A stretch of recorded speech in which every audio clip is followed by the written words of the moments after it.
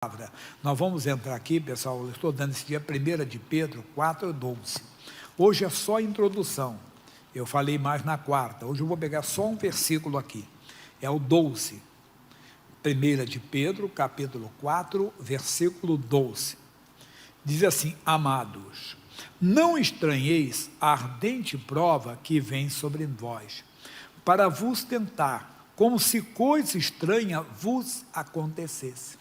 Por quê? Você é fiel a Deus, procura estar sempre na igreja, procura fazer tudo certinho, mas de repente vem uma luta, vem uma coisa estranha. Eu não entendo, pastor Jair, eu estou na igreja, procuro fazer tudo certo. Aí eu dei aqui João 16:33, vamos ver? João, Evangelho, capítulo 16, versículo 33. Diz: tenho-vos dito isso para que em mim tenhais paz. No mundo tereis aflições, mas tende bom ânimo, eu venci o mundo. Então Jesus, eu costumo dizer que ele não foi um 7-1 que enganou você. Vem que você não vai ter mais lutas. Não. Ele diz: tenho-vos dito isso para que em mim tenhas paz. No mundo tereis aflição. Às vezes a aflição vem na saúde, é uma luta que aparece. Às vezes vem na vida financeira, às vezes vem na vida familiar, aparece uma adversidade, mas nós não podemos perder a paz. Ele diz: porque em mim tenhas paz, tem de bom, não podemos desanimar. No culto anterior, eu falei do Daniel, no culto meio-dia. Daniel foi um homem de Deus, pessoal. Ele assumiu lá o reino, entenda a posição dele, mas ele foi como um escravo para a Babilônia. Vamos ver isso, é Daniel capítulo 1, versículo 8. Daniel, capítulo 1, versículo 8. Ele tinha tudo para reclamar com Deus, não reclamou. Daniel 1, 8. Diz assim a Bíblia Sagrada: e Daniel assentou no seu coração não se contaminar com a porção do manjar do rei, nem com o vinho que ele bebia. Portanto, pediu ao chefe dos eunucos que lhe concedesse não se contaminar. Assumiu lá a posição dele, mas antes de assumir essa posição de, vamos dizer, de destaque, vamos ver uma coisa: ele era um dos transportados, sua nação perdeu a guerra, acontecia isso no passado, eles invadiam o território e levavam os moradores para o cativeiro. O Daniel foi entre eles, mas quando chegou na Babilônia, ele foi escolhido para servir no palácio do rei. Só que ele teria que aprender a cultura dos caldeus, o idioma dos caldeus, e ele teria, entenda bem, de comer a comida designada pelo rei e a bebida designada pelo rei. Ele poderia dizer: estou com tudo e não estou prosa, né? Porque sou escravo, mas estou comendo a comida do rei. Não, ele não quis. Por quê? Não vamos entrar no mérito, porque naquela época Israel tinha algumas proibições de alimentos, né? Como exemplo o camarão, a carne de porco, assim por diante, mas não vamos entrar nesse mérito hoje não. Havia naquela comida, naquela bebida, alguma coisa, alguma cerimônia, algum cerimonial que era contra a palavra de Deus. Então ele colocou no seu coração não se contaminar. Isso é uma lição para mim e para você. Por mais que a coisa seja prazerosa, irmão, não entre. Meu irmão, o senhor é marido de uma só mulher, até nos seus pensamentos. Minha irmã, a senhora é esposa de um homem só, até nos pensamentos. Não deixe o galã da novela entrar na sua mente, o ator do cinema. Não deixe a atriz entender da televisão. Não se contamine. Coloque no coração: eu não vou me contaminar. Outros não é isso, entenda. Entrou no lugar onde se descobre que se faz uma maracutaia, já ouviu esse termo? Umas coisinhas que as pessoas fazem que dão dinheiro, mas é errado, não faça. Ah, mas então eu não vou ter dinheiro, então fica duro. Não se contamine. Por quê? Porque você não terá a ajuda do Senhor se você se contaminar. Daniel então assentou no seu coração: eu não vou me contaminar. Mas não é só isso também. Isso aqui vocês estão, como diz, cansados de ouvir. Amigo, não se contamine com o ódio, com a mágoa. O diabo sabe que você não se droga, que você não se embriaga, que você não se prostitui. Não adianta que você não mete a mão no dinheiro de ninguém. Você é honesto, entenda. Mas ele sabe que você é pavio curto. Você explode facilmente. Então ele usa alguém, entenda bem, para provocar a sua ira. Não se contamine. Busque de Deus, Deus vai ter domínio próprio. Aprenda, a nossa luta não é contra a carne e o sangue. Então assente isso no seu coração, coloque isso dentro de você: eu não vou me contaminar. Não se contamine. Daniel não se contaminou. Valeu, pastor Jaime? Valeu e não valeu? Claro que valeu. Vamos ver aqui o importante sobre isso. Aí ele achou aqui, graça aos olhos do homem, né? Porque o homem disse assim: olha, eu não posso fazer isso, que se eu tirar a comida de vocês, vocês vão ficar magros. Aí o rei vai notar, quando eu for falar com vocês, e vai pensar: por que eles estão magros? Eles não comeram a comida, e vai sobrar para a minha cabeça. Não, experimenta 10 dias os teus servos, depois de 10 dias você olhe, como estaremos? Aí olhar, depois de 10 dias, estavam mais fortes do que os outros. Tudo bem. Aí chegou o dia de se apresentar a Nabucodonosor, versículo 19, diz assim, versículo 18, para entender: e ao fim dos dias em que o rei tinha dito que os trouxesse, o chefe dos eunucos trouxe diante de Nabucodonosor. E o rei falou com eles, e entrou todos eles, e entre todos eles, não foram achados outros tais como Daniel, Ananias, Misael e Azarias, que esses aqui são os nomes hebraicos, que eles têm o nome babilônico: Sadraque, Mesaque e Abednego. Por isso permaneceram diante do rei, e em toda a matéria de sabedoria e de inteligência, sobre que o rei lhe fez perguntas, os achou 10 vezes mais doutos do que os outros magos e astrólogos que havia em todo o seu reino. E Daniel esteve até o 1º ano do rei Ciro. Aí depois aqui, porque depois de Nabucodonosor veio o filho dele Belsassar, depois vieram outros reis do Medos e da Pérsia, e o Daniel continuou. Ele não perdeu, mas passou por lutas.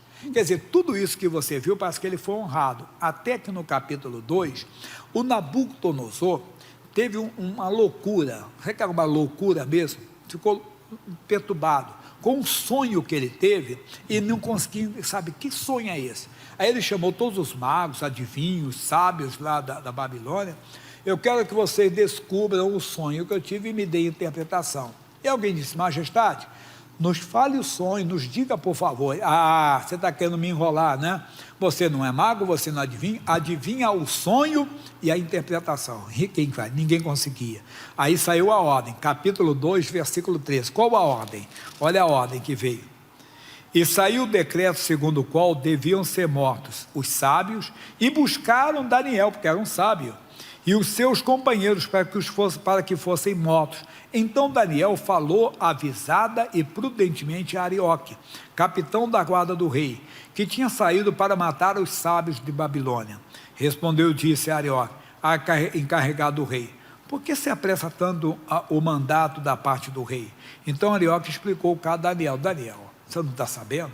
O rei teve um sonho, ficou perturbado com ele, chamou todos os sábios. Você não estava lá, nem os seus amigos, mas todos estavam lá representando todos os sábios. E ele mandou dizer assim: me contem o sonho e me digam a interpretação. Ninguém sabe, porque ele nem o sonho ele quer contar, ele quer a pessoa adivinhe o sonho e fale também. O Daniel foi e disse: não, peraí, me leva à presença do rei. Diz assim: e Daniel entrou e pediu ao rei que lhe desse, entenda bem, tempo para que pudesse dar a interpretação, e o Nabucodonosor deu.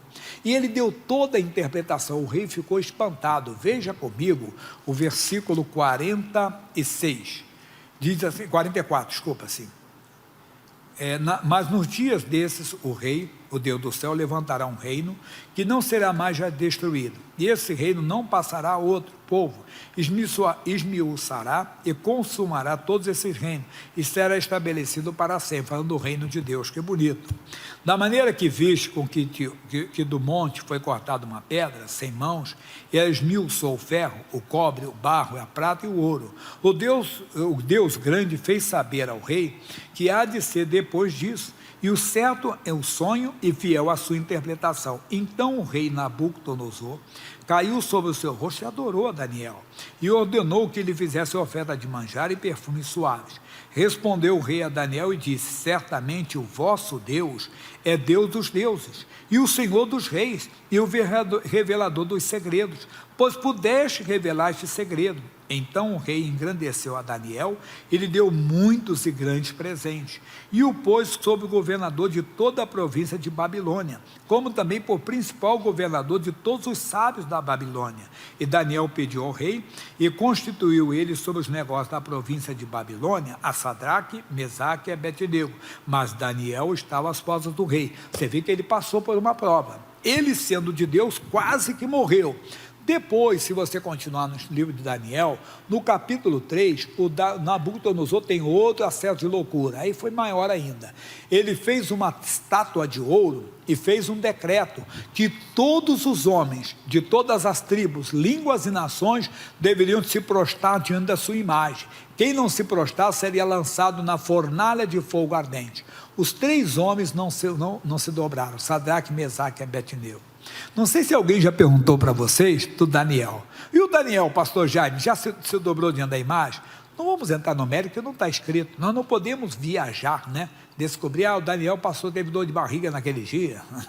Não estava para ele. Daniel foi fazer uma viagem. Não está escrito, é só especulação. Não ficar só nos 3. Porque esse negócio de falar, especular, é muito perigoso. Eu conto um caso para vocês, de um pastor, amigo. Eu dei a mensagem do Natanael. Só abrindo um parênteses, para achar que eu não vou me perder.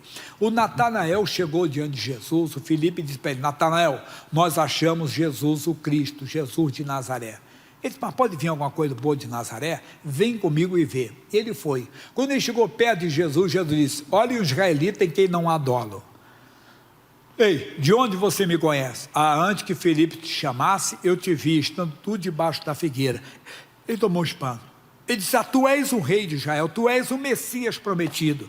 Só porque eu falei isso, aí um amigo viu dando a mensagem, me ligou e falou assim, pastor Jaime, gostei da mensagem que o senhor estava dando aí de Natanael.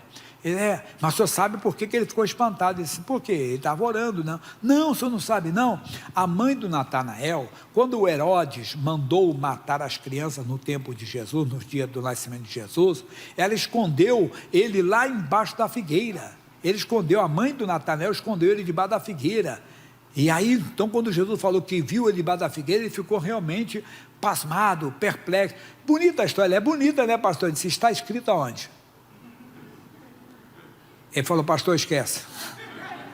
Quer dizer, alguém contou uma historinha que é bonitinha, mas não é bíblica, irmão. Eu não posso, a fé vem por ouvir e ouvir. Está lá, não é história, entende? E ainda que seja uma história, mas não está registrado na Bíblia Sagrada a isso. Então, cuidado. Então, Sadraque, Mesaque e Abednego não se prostraram. Aí perguntaram Daniel, deixa Daniel para outra história, né? Deixa aqui.